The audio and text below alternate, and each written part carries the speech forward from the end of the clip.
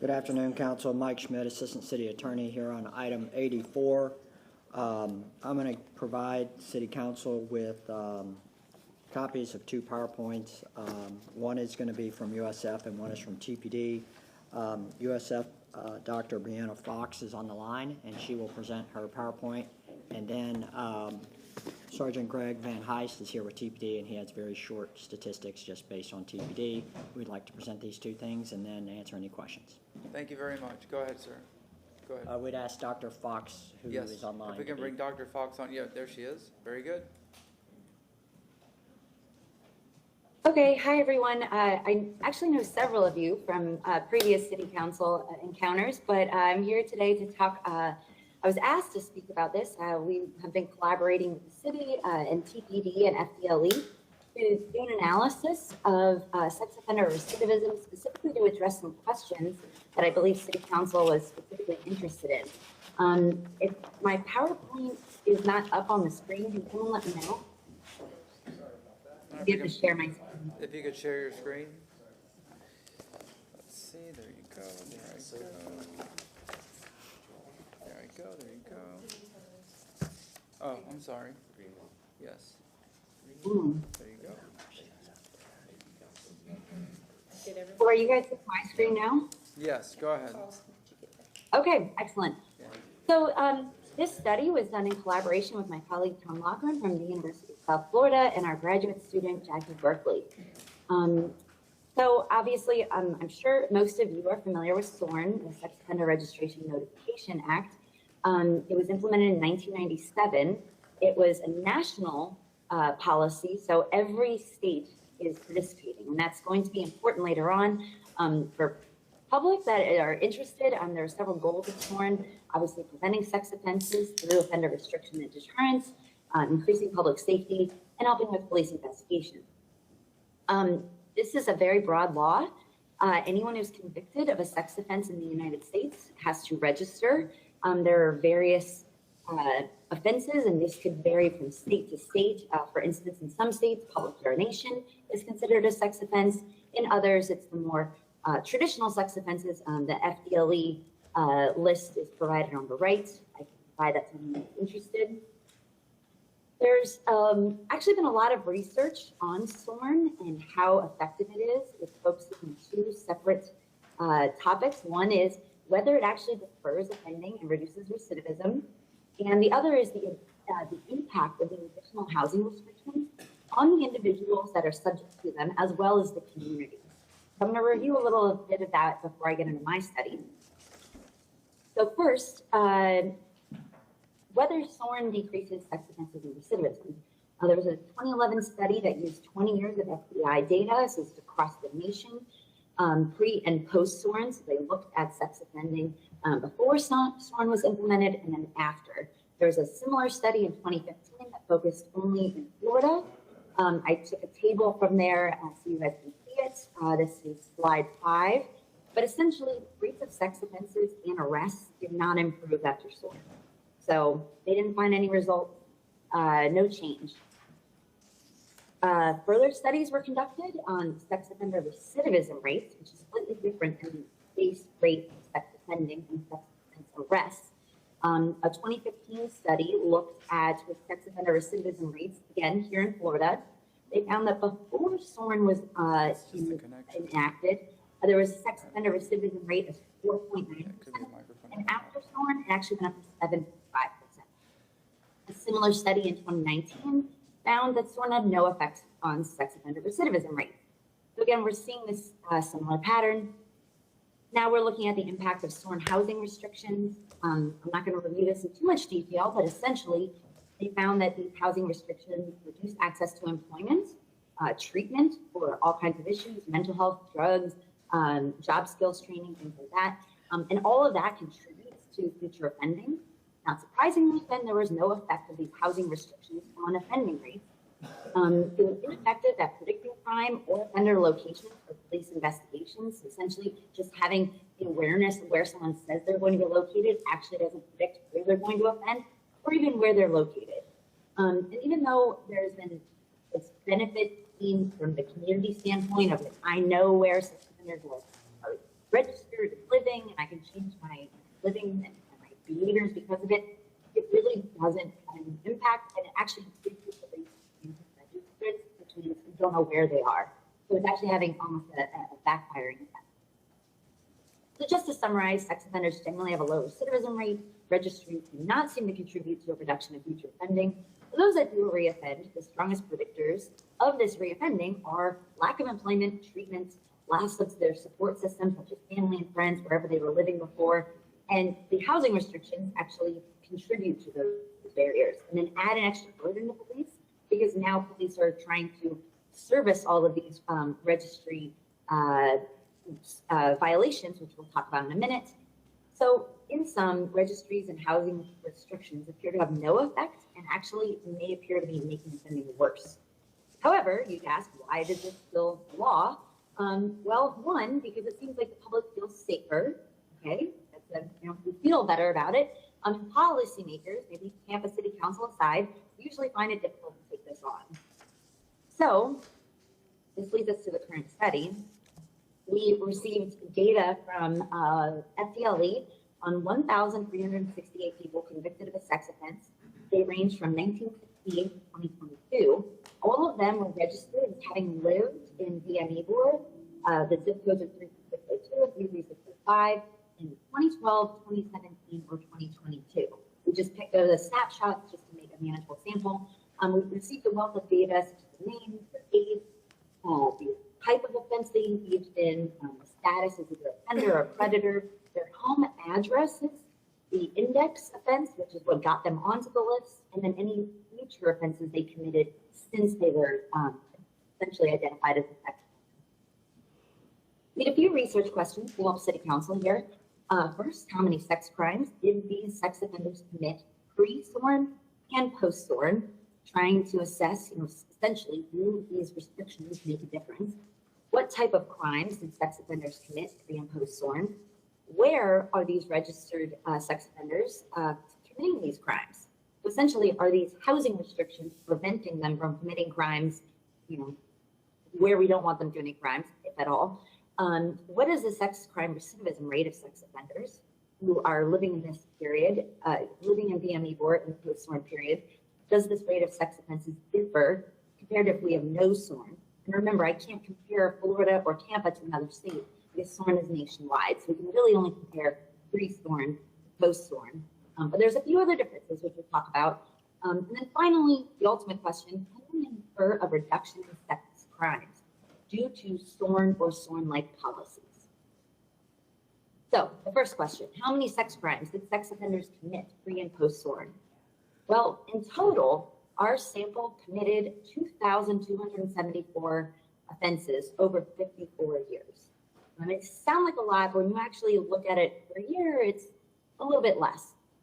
But when you analyze it by pre-SORN and post-SORN, you notice some notable changes. First of all, there were 523 offenses pre-SORN, but I will note that's over 29 years. Compared to post-SORN, which is from 1997 to 2022, which is 25 years, there's 1,751. So we're not comparing apples and apples. Okay, there's 29 years in the first period and 25 years in the second period. But they're also not exactly close, right? In the pre-SORN period, there's 523 crimes, and there's 1,751. And those are just sex offenses. The last thing I want to bring your attention to is there are now these things called SORN registry offenses after SORN comes into play. This is the police having to monitor, where are people being registered? Are they actually there? Are they registering? Are they violating the policies? Are they moving and not telling police? That accounted for 922 additional offenses over 25 years. So you're seeing the burden that is now on law enforcement, and that is actually more than the total number of sex offenses that was committed in the first 29 years alone, pre-SORN. For anyone who's interested, these are the most common crimes that the sex offenders committed. And that I do a few things here. I show the pre-SORN total and the post-SORN total. Obviously, the most common crime was failure to comply with SORN registries. There were 611 of those offenses. The next most common offense was lewd and lascivious act with a child under age 15.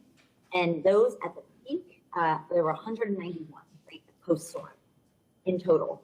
So you can see there are far more of these registry offenses compared to the actual offenses. But you can also see there's about small uptick as we go from pre to post-SORN. Some offenses obviously did not exist pre-SORN. These are more like computer-based offenses or crimes that were only legislated in the post-SORN period. So I just wanted to demonstrate this for you guys on a graph. And again, visually, the light blue is the post-SORN period and the dark blue is the pre-SORN period. And some things to take note of is, again, how many more of these kind of status offenses there are than any other offense. Additionally, post-SORN, most of the offenses are actually going up. So, it's trending in the wrong direction.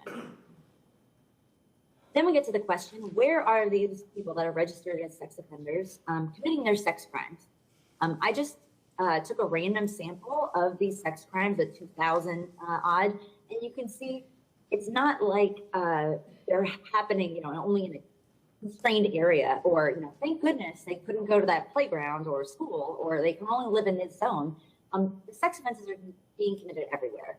In fact, only about 60% of all of the sex offenses post-SORN were committed in Hillsborough. So that means they're even going outside of Hillsborough County 40% of the time, let alone down the street.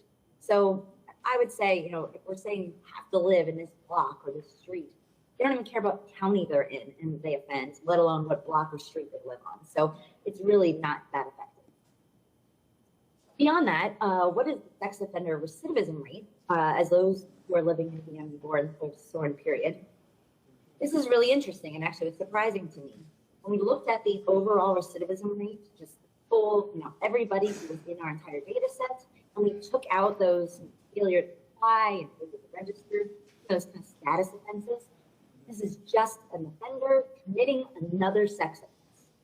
And we had decades of follow-up period. Their recidivism rate was 23.78%. When we look just pre-SORN, this is 1968 to 1997, 96 out of the 404 people that committed sex crimes committed another offense, which is 23.76, which is not quite identical, but pretty darn close. And then post-SORN is, again, 23.78, which is almost statistically identical. So if you're thinking that having these additional restrictions and housing, where someone can live or they can register, it's basically made zero notable impact on sex offenders living in Tampa and BME4 based on the data we were given from that PLE. Now, the last questions are, does this sex offense rate differ from places that have no SORN policy? And remember, everywhere in the United States has SORN, so we can't compare Florida to, let's say, Connecticut or California. So using this rate of 23.8%, and you compare that rate to modern day, so if you say, well, there are differences between the 1960s and 70s and today, are we able to compare apples and apples?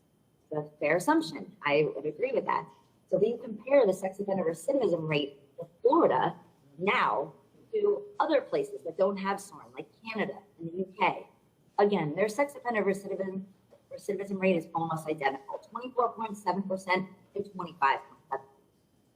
So, I could have found more. I didn't have a lot of time, but if, a deeper examination, I'd seen those first world countries are about in the 20s. So there's really no meaningful difference from the US and what we're doing in these other first world countries. So ultimately, can we infer a reduction in sex crimes due to SORN? Well, obviously, if you were going to say that there's a policy effect due to SORN and the things that come with it, such as housing restrictions, registration, we would want to see that there's an impact, reduction in sex crimes that are committed, or the recidivism rate from pre and post SORN. We are not seeing that. And as I just presented to you from other studies, as well as right here in Tampa, sex crimes have largely increased post SORN. Now, there's some things to remember with this. Number one, so has the population. Those are just raw numbers. So I wasn't able to look at the number of sex offenses per, let's say, capita. The population of Tampa, as you all know, has dramatically increased since the 90s. So that could make a difference. But so has access to the internet, proliferation of child pornography, law enforcement tactics to identify sex offenses, the culture surrounding reporting and interviewing. Children and victims are more willing to come forward. Law enforcement know how to talk to people in ways that can elicit information about the crimes in more effective manners. So all of this contributes to maybe more sex crimes being identified and also solved. So we can't say SORN has reduced sex crimes, right? There's no data to show that. But we also don't think there's any reason that it's increased. There's so many other factors, so we can't, maybe that's a bridge too far. We should also note that sex crime recidivism rates are almost identical in Tampa from pre to post SORN and to similar nations that do not have SORN. So we can't say for sure whether the sex crime recidivism rate maybe would have been higher if we didn't have SORN. We'll never know. This would be like what would have happened in the United States without the TARP bailout. You know, we will never know what would have happened. We can maybe assume what could have happened, but there's no counterfactual that we can actually study. We can do more sophisticated research with better data, more sophisticated modeling. The council is interested in this. We are certainly interested and available to discuss. But at the moment, these are the conclusions that we can draw from the data that are available. First of all, SORN and related policies requiring registration and restricting housing for sex offenders do not appear to statistically reduce recidivism or prevent crime across multiple studies, including here in Tampa. Second, housing restrictions appear to be heterogenic in that they add barriers to successful reentry for people that are coming out of jail or probation after a sex offense. It actually increases the likelihood of recidivism. They do not seem to stop offending either where they're supposed to or really anywhere.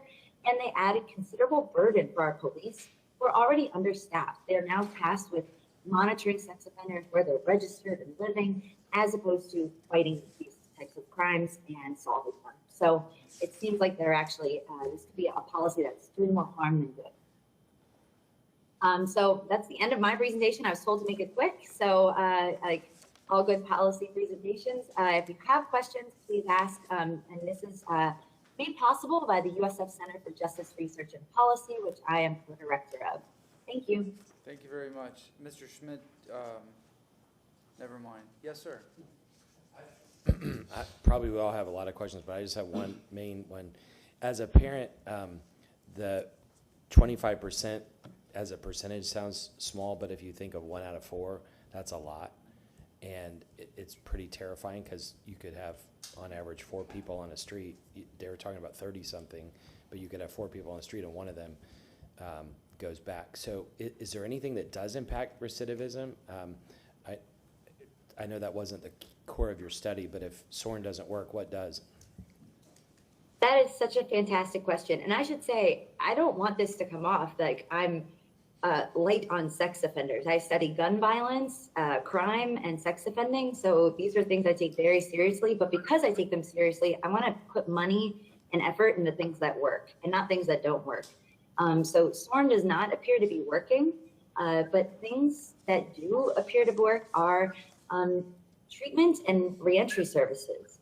We have a project actually that did receive a grant I'm doing with my colleague from USF, as well as Safe and Sound Hillsborough. It's supposed to address recidivism of all kinds here in Tampa. We'll be working with TPD on that over the next 5 years. Those are the type of investments that seem to pay off over the long term. These types of things like registry and housing restrictions don't seem to work. Anybody else? Yes, sir.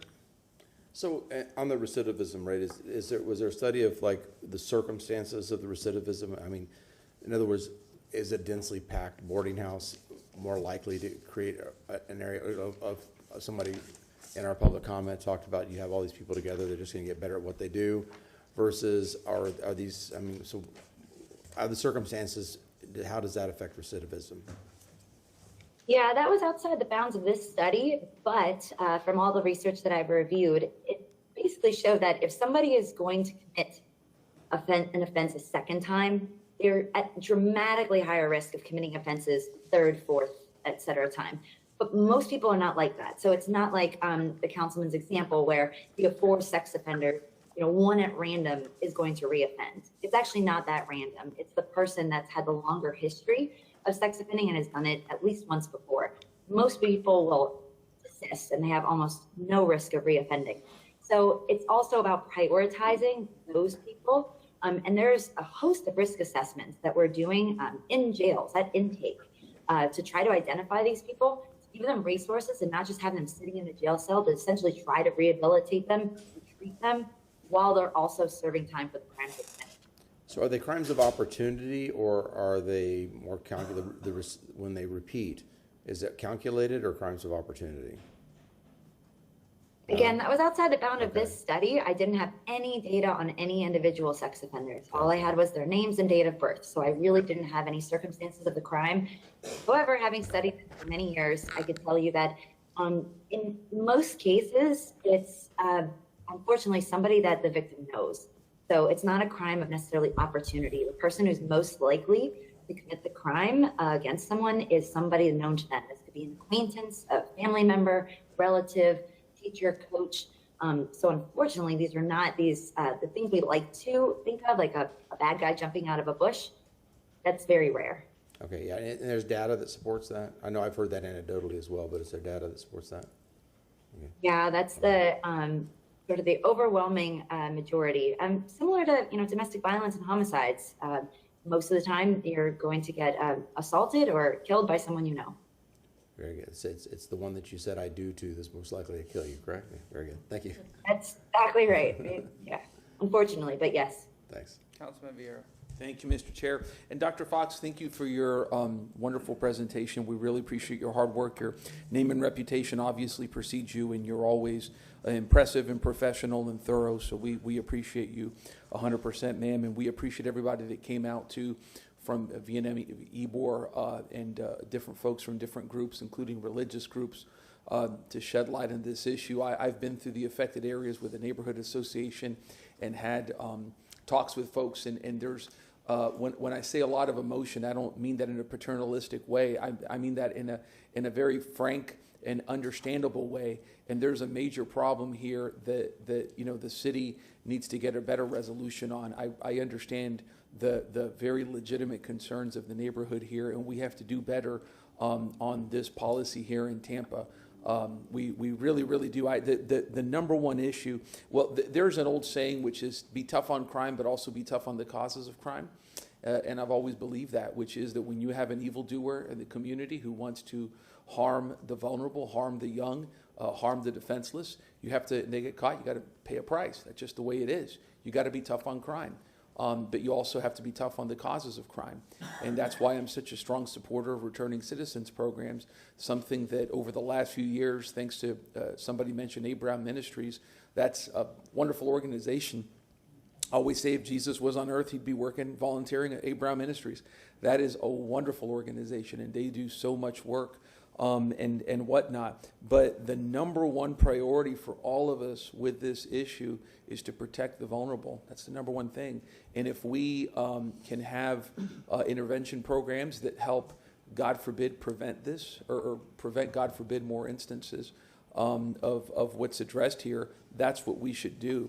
If it means having recidivism programs, if it means saying 12 Hail Marys and 10 Our Fathers, whatever it is, let's get the job done, because it's the number one issue is protection of the vulnerable, protection of the young, protection of the old, protection of people who can't protect themselves.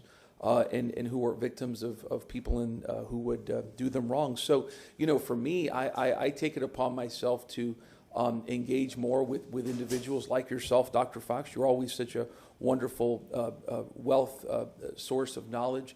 People who came here on different sides of the issue, including the neighborhood, Tampa Police Department, et cetera. We really need to do better on this issue, but with the number one goal being protection of the vulnerable. And that means, again, being tough on that terrible, terrible act, but also taking a look at the causes of recidivism and doing better in that regard. Because in the end, what we want to protect is, what we want to prevent is more of these terrible tragedies. That's something that I think unites us all. So thank you again, everybody who spoke. And Dr. Fox, thank you, ma'am, as always. Thank you. Thank you very much. Mike, Mr. Schmidt, did you have another presentation? on behalf Yes, of a DPD? brief, very brief one from Sergeant Greg Van Heist. Elmo here. Yeah, guess it'd be There right. you go. Turn it the other way. Yeah. Yep. Perfect. Yep. Okay. Just a little bit of information real quick. Sergeant Greg Van Heist, I'm with our Criminal Investigations Division of the Tampa Police Department. One of the units I supervise is our Criminal Tracking Unit. We're responsible for the monitoring and law violations related to sex offenders, sex predators, and career offenders. Specifically, I think we're here a little bit today to talk about these rooming houses, to a little context, 2818, 2820, and 2821 North Nebraska, just to show you. I'm sure you most are aware, but there they are with some pictures. Some quick numbers regarding offenders. You see that? Yes. This is citywide, so this is as of yesterday, and this fluctuates every day depending on who's in and out of prison, who's on probation. But right now, I have 844 offenders and predators. Within District 3, which is where VME is inside of our District 3, is 352, which is 42% of our total offenders. And then within those 3 rooming houses, 57, 7%.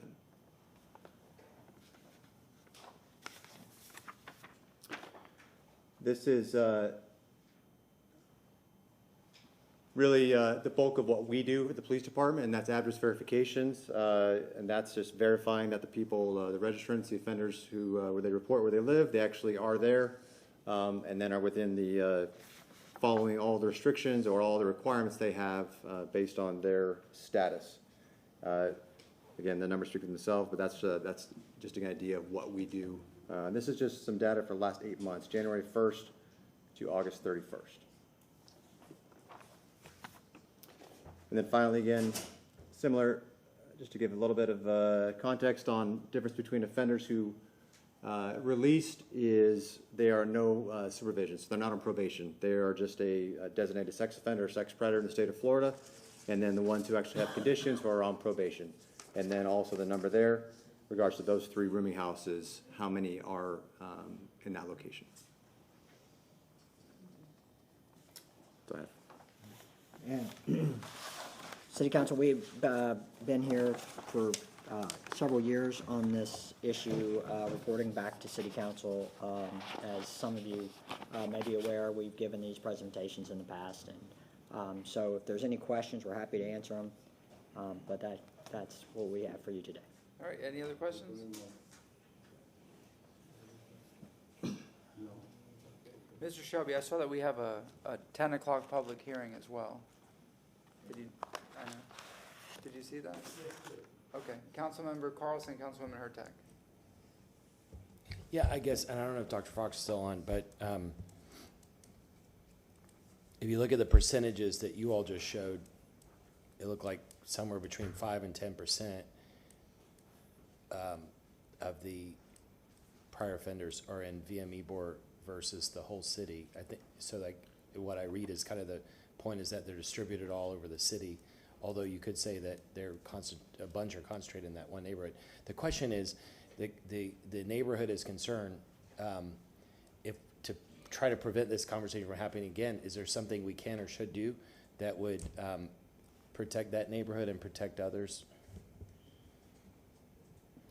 That's a, okay, I thought I was muted. That's a really great question. And I actually was thinking about Councilman's question about what does work. And I'd be happy to provide some suggestions to all of you if you would like that. But I'm thinking to a colleague of mine who did a study in VME boards specifically, and it was about a bystander intervention program, and it showed positive effects. So essentially putting signs up and doing training of bartenders in Ybor.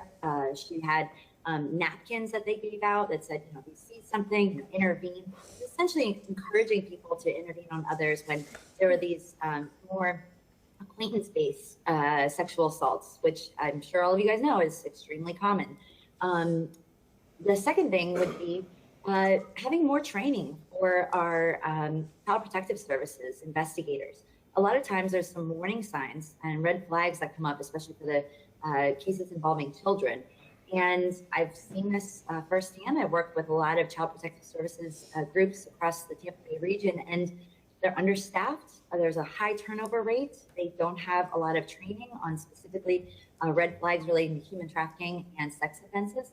So a lot of times people say things and maybe it's not interpreted in the way that the child means it. And that could be something that we've done to be more preventative versus, once somebody already commits a crime, how we can address it and make sure they don't recidivate. I wonder, I don't remember who made the motion, but maybe somebody whoever made the motion on this would want to have a follow-up motion to have you and TPD come back sometime soon to talk about whatever the task force might be do to protect our citizens. But the issue that this neighborhood has raised is they don't like the concentration in their neighborhood. I don't know what power, if the problem is 3 boarding houses or rooming houses, I don't know, they're not doing anything illegal, I guess, so we could offer to pay to relocate them, or I don't know what are the solutions for that neighborhood? Anybody have any ideas? I can speak to, as far as the police department's, law enforcement actions, we are constantly doing address checks there, so we're there very often. Really, it's a housing issue. Maybe we should bring the housing people next time, because there's also a code enforcement issue that the neighborhood said that there should only be like 30. Is there a law that says there should only be 30 people to a building, and there are 50, they say in some cases? That, I can address that, because I'm familiar with the history of these locations. I think the confusion there was years ago, the fire marshal went into a couple of these places, inspected. Code inspectors have constantly been in these places. There are no code violations that I'm aware of at this moment. They were historically had been in compliance. The issue was the fire marshal had gone in at one point and initially started to bring a case against 2 of these properties, the FSJ rooming houses, when he was applying a standard under the fire code. It turns out, after having a conversation with the state fire marshal, that the standard he was applying was considered he had some latitude, and he was actually using a different definition. So it was, in the end, the fire code says 16 for the definition of a rooming house, but we have learned that you use the definition just because a city calls it a rooming house, you don't necessarily, that doesn't equate to the same definition in the fire code. So when he applied the definition in the fire code, it turned out that 30 people were allowed, and that was legal, and so the fire marshal walked through it. He did a full inspection of the place. He made sure it met the fire prevention code and determined there was no violation. So after a full, thorough inspection walkthrough by the fire marshal, he determined that 30 was a fair number for them, and I believe they stipulated later to 30 in one location, if I recall, and maybe 28 in the other, something right around there. But they eventually agreed to a number based on what the fire. Did somebody check to see if they have 50 instead of 30? Yeah, that's been checked before. And Dr. Fox, I don't know anything about this business, but if there are 30 people to a rooming house, are they providing some services where there's economies of scale to have more versus if we created a distributed system where there were 5 in a house distributed throughout the city or something like that? So from the data that we were reviewing, it essentially has no relationship to where people are housed, to any relationship to crime reduction. So I think my general takeaway would be, if that's unsafe and it's harmful to the community, it's actually harmful to these individuals to force them to live in certain areas, and there's no associated crime reduction. So my stance would be that there's no benefit to this, and if there's downside, then I would be listening to what the downside is and trying to ameliorate it. Okay, and I mean, we vote on things throughout the whole city, but this is Councilmember Henderson's district, so I'll back out at this point. Oh, that is so interesting. You love talking about these stuff. I'm happy. Were you recognized? Wow. Ma'am. I'm sorry. I'm happy to propose something, but if you have a better idea, I will defer to you. Councilwoman Hurtak. Thank you. I really appreciate both presentations. All of this data is really fascinating, and I had no idea this map that you did, Dr. Fox, of all the spots where the recidivism is occurring it's a picture worth 1,000 words. So thank you for that. It's very clear that it doesn't matter where people are living, and people will offend anywhere. But what concerns me is that the Department of Corrections has 3 spots within the city of Tampa, from my understanding, with which they can drop people off at. And it concerns me that some of these addresses are just 2 streets, the corner of a street. We are not helping people. That's absolutely the opposite of what Dr. Fox said needs to happen. It's actually the opposite of what several folks who spoke during public comment today said that is the best way, which is to give support. So, and then looking at this data that the TPD shared is also very enlightening, because it shows the total offenders and predators in the city of Tampa is 844, yet 57 of them are in the rooming houses, but there's only 3 places they can live legally. Like, how does that work? I don't know if that's actually, I think there are maybe a few more in Hillsborough County if they're coming to this county. I'm not sure if is that your question, or? It says count of offenders by location, and it has 844 Right. in the city of Tampa. But as someone stated earlier, there's only 3 legal places those people can live. No, I don't think that's accurate. It's the difference. That's a number of offenders, but that's not the ones who are limited to the 1,000-foot. With the 1,000-foot limits them to the 3 places in Tampa. So that would be the number of 1,000-foot people would be 214. Okay, where's, That is on page. oh, supervision status, okay. You have to be on, yeah, okay. only the supervised status is limited. Apologies, now I understand, thank you. And my understanding of it, excuse me, sorry, is there is a few more locations within the city. I believe Florida and Hillsborough is maybe potentially one. There was a location in unincorporated Tampa, I believe 50th Street, maybe south of the Causeway there. So there are a few more options from what I understand from Department of Corrections. But none of those really provide housing, like stable, safe housing. I guess that's by definition, right? I think Florida and Hillsborough maybe is commonly a transient area. Yeah, I mean, I live right there, so yeah. Dutch Motel has been a location also. And then I think there's a hotel that's in the county that is, again. So what this tells me is that the recommendation of Dr. Fox that we really ought to revisit these rules is something we should look at more cautiously and carefully. Obviously, there are some places where folks could not go back to family if an offense occurred that way, but obviously being supported by friends, family, having somewhere to go when you get out of prison is much more preferable than being dropped off on a corner. And again, we heard that from folks in the public today who said that that's exactly what happened to them more than once. So I think what we're looking for here is, how do we go forward? How do we change a rule? What are the recommendations that we can do in the city of Tampa to protect both the public and to provide the support, which we have found, or as was testified today, is actually the best indicator to reduce recidivism? Who's that for? Is it from a? Yeah, Okay. Dr. Fox, if you want to go for it, or how do we change these rules? What do we do? Yeah, thank you, Councilwoman Hotak. I know that this is one struggle is you can't be out of compliance with SORN. So, I understand that. That's what makes this so maybe frustrating and difficult when you know something isn't working and it's still the law of the land. One thing that you said that pricked my ears was being able to find people housing.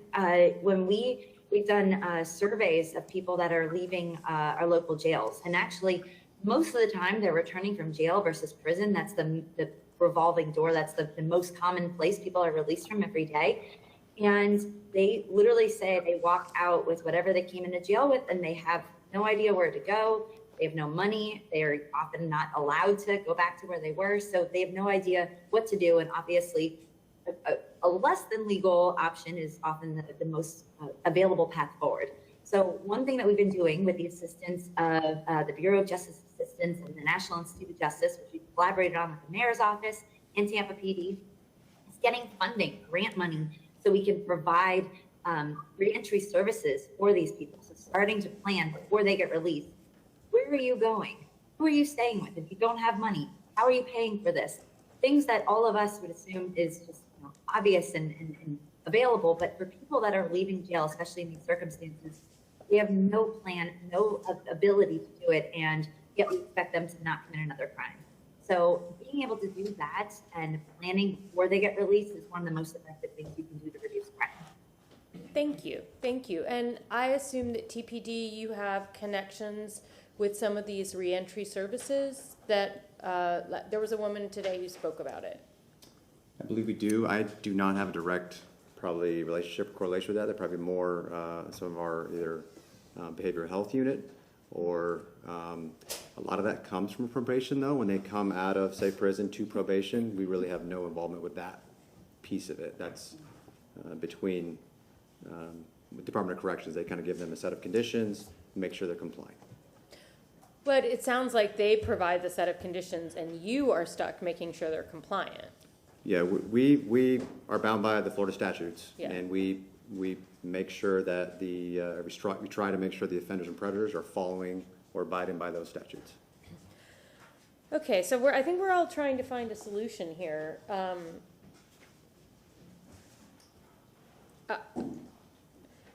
Would you like to set it up for a workshop? I don't know about maybe a workshop, maybe just if TPD can reach out to some of those reentry services, and maybe we can all come together and talk about what our next steps are in order to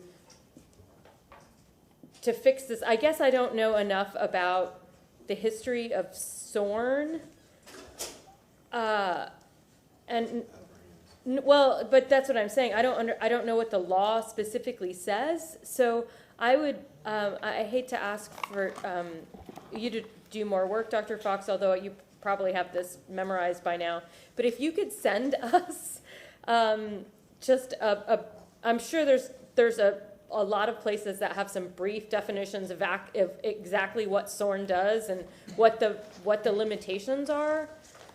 Is that where the 1,000 feet comes from? Like what is, yeah, it is, okay.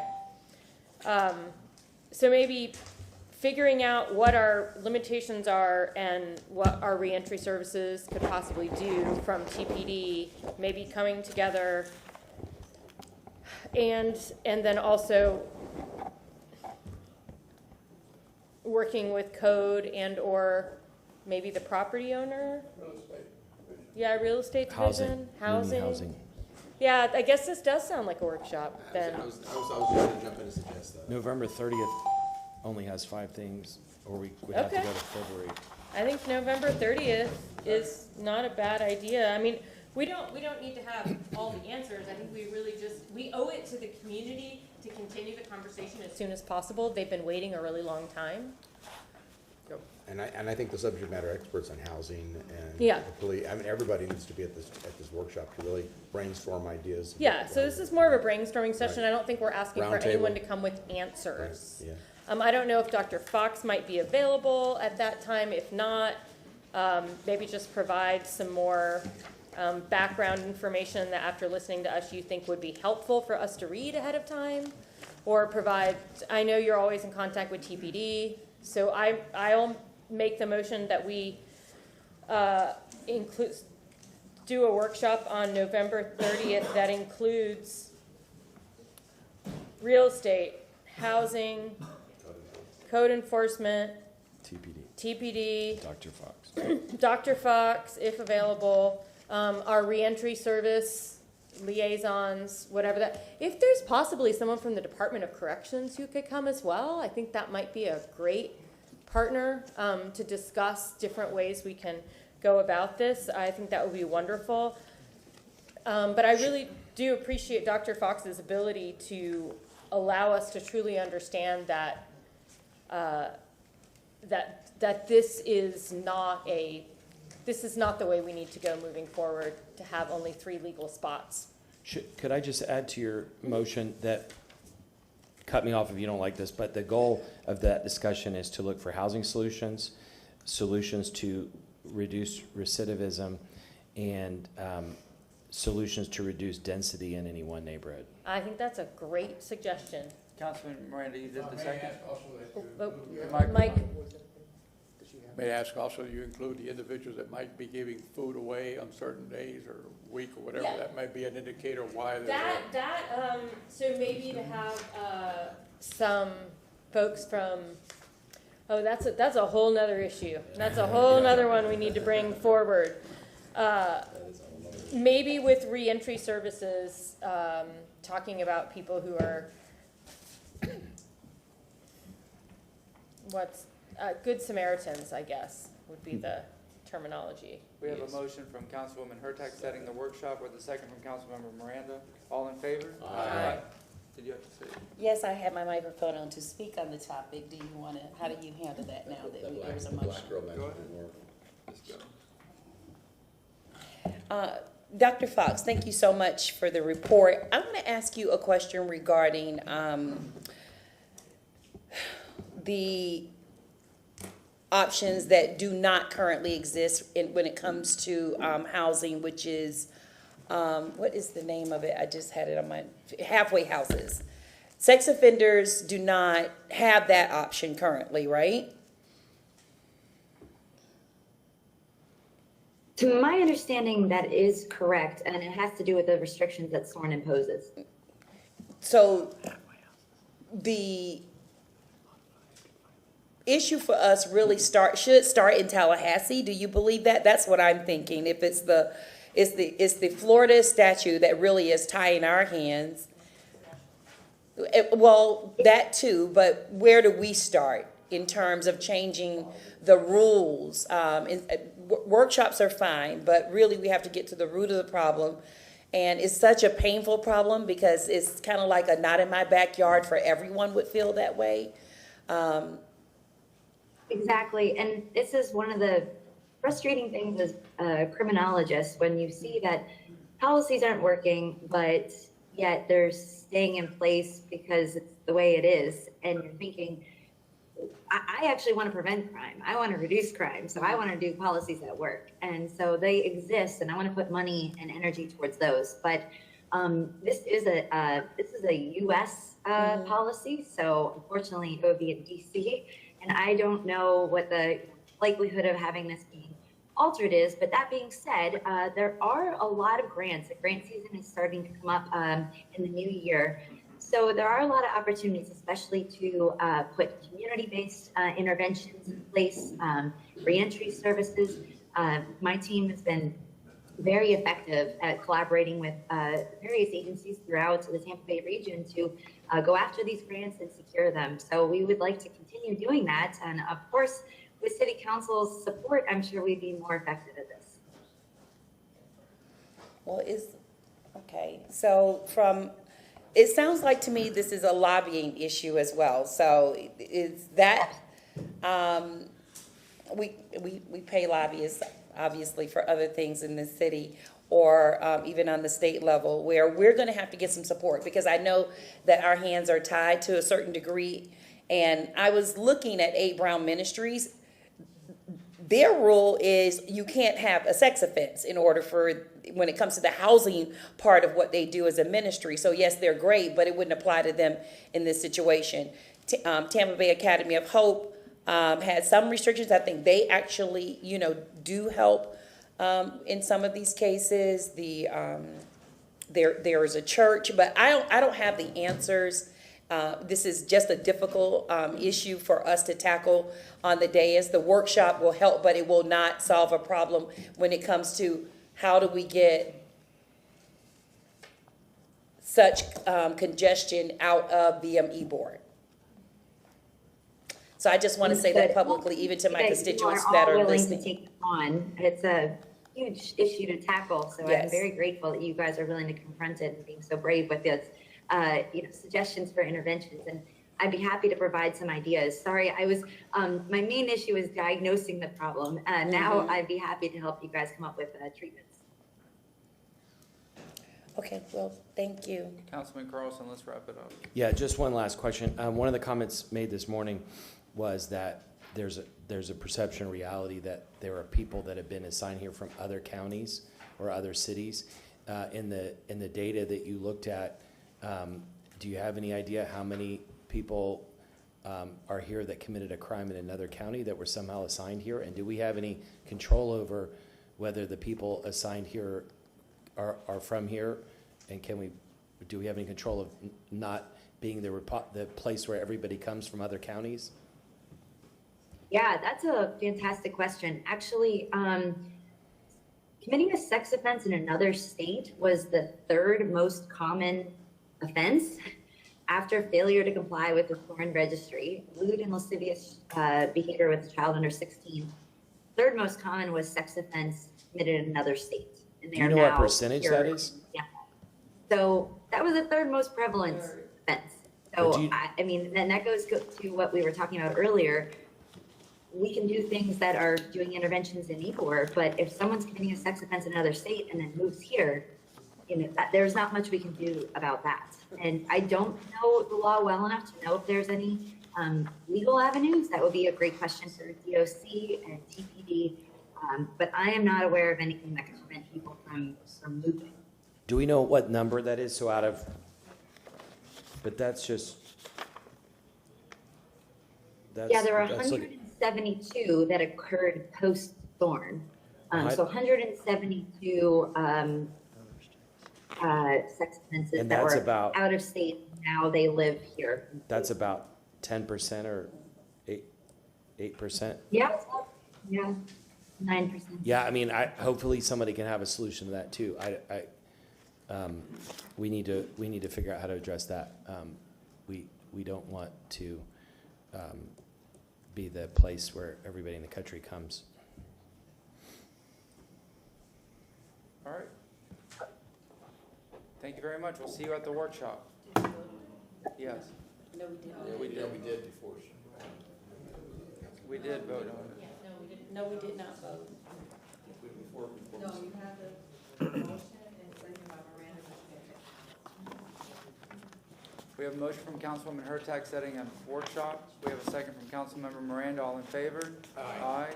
Any opposed? All right. Thank you very much.